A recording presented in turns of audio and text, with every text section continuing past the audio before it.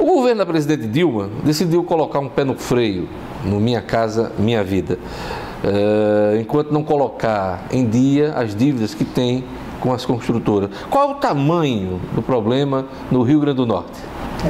Na verdade, Diógenes, a realidade, ela não botou o pé no freio, né? Assim, disse que iria lançar a etapa 3 do Minha Casa Minha Vida quando tivesse com todos os atrasados em dia, o que não ocorreu. Mas não deixa de ser um pé no freio, porque ela já deveria até ter lançado a terceira fase, sim, mas não lançou, pela dificuldade.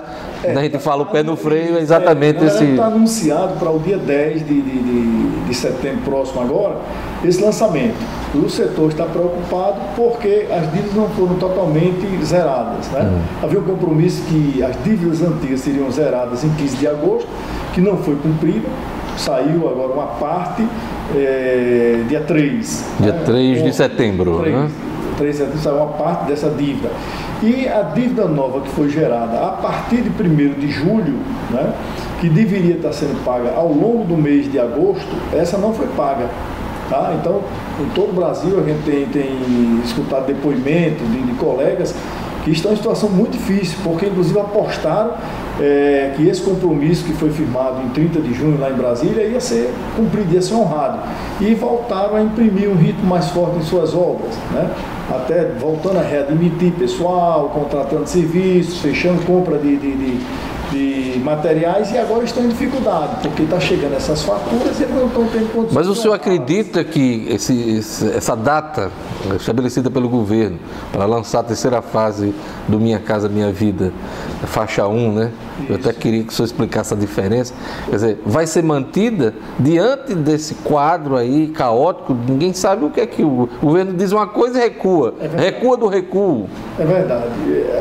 Estamos preocupados. Nós gostaríamos que ela até mantivesse, mas que ela cumprisse, né, que o governo cumprisse o pagamento do que tinha sido acordado. Ainda há uma esperança de que esse restante de recursos, para honrar os compromissos que deveriam cair dentro de agosto, sejam honrados até o dia 9, véspera do lançamento. Existe uma expectativa, um certo comentário de que virá um novo repasse do governo federal para a Caixa para que ela faça esse pagamento. Tá? No início do ano, o Siduscom do Rio Grande do Norte foi um dos primeiros, né, do país a levantar o problema com o programa Minha Casa Minha Vida.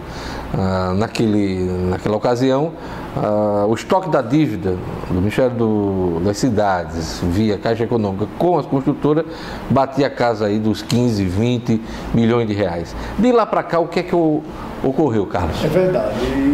O primeiro movimento que foi feito aqui, a dívida era em torno desses 15 milhões, chegou a ter um ápice em torno de 28 milhões, e depois, gradativamente, ela foi sendo reduzida, né? Hoje, essa dívida, por conta desse compromisso que foi assumido de zerar e de pagar essas novas faturas agora até o final de agosto, gira em torno dos 10 milhões. Né? Eu não tenho números precisos, porque eu não recebi a informação. Porque também teve esse pagamento agora do dia 3. Esse pagamento de ontem que as empresas precisavam. Mas ainda é alta, né? Mas ainda é muito representativo. Para o porte das nossas empresas, ainda é um valor que põe em dificuldade o fluxo de caixa das empresas e a condição de honrar os compromissos assumidos. Quais os números do Minha Casa Minha Vida, faixa 1? Eu até queria que você fizesse essa diferenciação, porque existem outras faixas de valor. Mas quais são os números do programa Minha Casa Minha Vida aqui no Rio Grande do Norte? Bom, primeiramente, para esclarecer, faixa 1 são aqueles empreendimentos destinados às famílias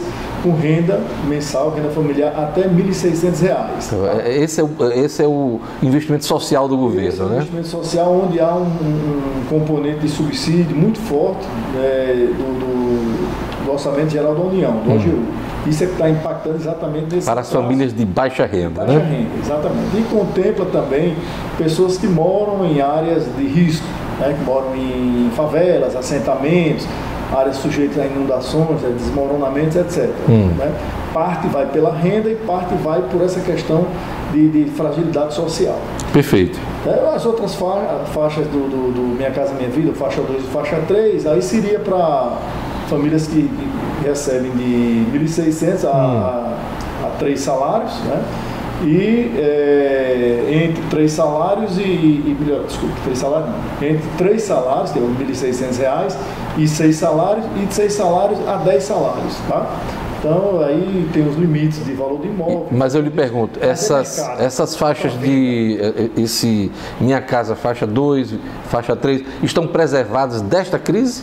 Ou também acabam sendo atingidos? Parcialmente. O faixa 2 sofre um pouco também em função de ter ainda um pequeno subsídio, né? Se a renda for muito próxima desses 3 salários mínimos, essa família vai ter um subsídio que gira em torno de 17, 18 mil reais, tá?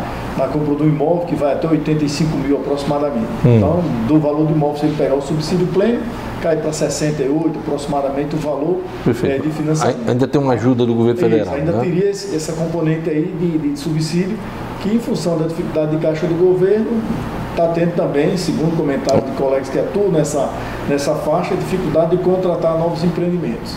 Quantas demissões ocorreram no Rio Grande do Norte depois do problema constatado ali pelo início do ano? Isso. O que é que acontece? Outubro, novembro do ano passado, estimamos pelos levantamentos que foram feitos por todas as empresas que atuavam no faixa 1 aqui no estado, em torno de 6 mil funcionários, tá? Hoje, esses funcionários, esse total, não chega a 3 mil em todo o estado, dentro do faixa 1, tá? Aqui na nossa capital, a gente tem em torno de 2 mil unidades em andamento, onde temos aí 800 a 900 funcionários, tá? E tem ainda Mossoró, com mais 1.000 e poucas unidades, que deve estar aí com em torno de 1.000 funcionários. Então, juntando tudo aí, se muito chegar, vai chegar a 3 mil funcionários. Em todo o estado, né? Em todo o estado. E quantas unidades em todo o estado hoje? Isso. Atualmente, houve algumas entregas. Houve entrega em Mossoró, houve entrega em São Gonçalo e recentemente também em Macaíba e São José do Pibu, tá? Então, assim, hoje em torno também de aproximadamente 3 mil e poucas unidades em andamento. Do ponto de vista das construtoras, o programa é inviável hoje, Carlos? Hoje é totalmente inviável pelos valores praticados, né? Pela incerteza no recebimento, principalmente, porque ele sempre foi conhecido como um empreendimento de muito baixa lucratividade, mas ele tem uma componente de atratividade para as pequenas e médias empresas, que era o fluxo de pagamento, a velocidade com que era pago. E a quantidade também. E em função do volume, ele se tornava algo interessante para você fazer um giro de caixa na sua empresa, tendo outros tipos de empreendimento, você fazia um mix que ajudava na manutenção da empresa. No momento que a gente perdeu essa garantia do prazo de recebimento e também da defasagem no preço, porque nós estamos falando em preço hoje do Minha Casa Minha Vida, preços de 2012. Então já está com 3 anos, houve uma defasagem muito grande, né? O próprio índice de correção ao longo desses 3 anos vai dar mais de 20% de correção.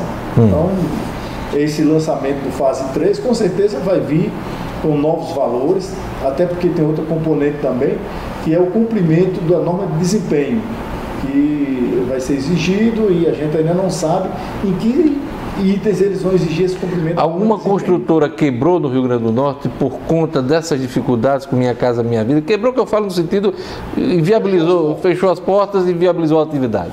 Sim. Teve caso aqui, bem recente, até de empreendimento que foi paralisado aqui na nossa cidade, que foi inclusive invadido, né, pela população que mora no entorno. Tá? Nós sabemos também de outros empreendimentos, que dá em torno de 700 a 800 unidades, que estão paralisadas. Eu não sei se a empresa chegou a encerrar as atividades, mas o empreendimento foi também abandonado pela empresa. O governo promete retomar o programa e lançar a terceira fase do Minha Casa Minha Vida, depois de equacionar essa dívida com as construtoras e também quando a crise econômica arrefecer. Até que ponto a promessa anima os empresários da construção civil? E eu lhe pergunto, o governo perdeu a credibilidade no setor? O atual governo? Eu acho que perdeu. Perdeu porque, primeiro, assim, foi feito esse acordo em 30 de junho e não foi cumprido. Então, já deixou praticamente a totalidade do setor desacreditado, né?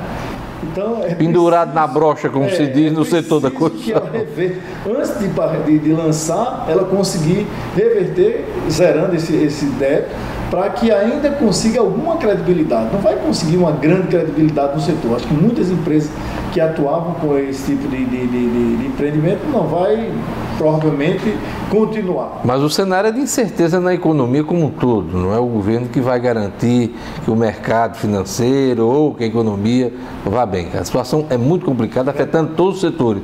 Como é que isso impacta a construção civil, na sua opinião? Impacta fortemente, né? A construção civil, pelo nível de atividade, de empregabilidade, de nível de investimento que ela necessita para que os empreendimentos sejam realizados, no momento de crise, que é a escassez de recursos próprios, os agentes financeiros reduziram o volume de recursos destinados ao setor para a produção de outros tipos de empreendimentos fora do Minha Casa Minha Vida. Então, o impacto está sendo total. A própria dificuldade da economia gerando desemprego e as pessoas com receio, né, de adquirir imóveis, com receio de fazer novos investimentos, o impacto é total. Nós estamos realmente muito preocupados e torcendo para que 2016 não seja tão ruim como a própria presidente apregoou, né? Eu queria agradecer, Carlos Luiz, diretor do Sinduscom, pela entrevista ao portal nominuto.com. Ok, disponha, estaremos sempre à disposição. Obrigado.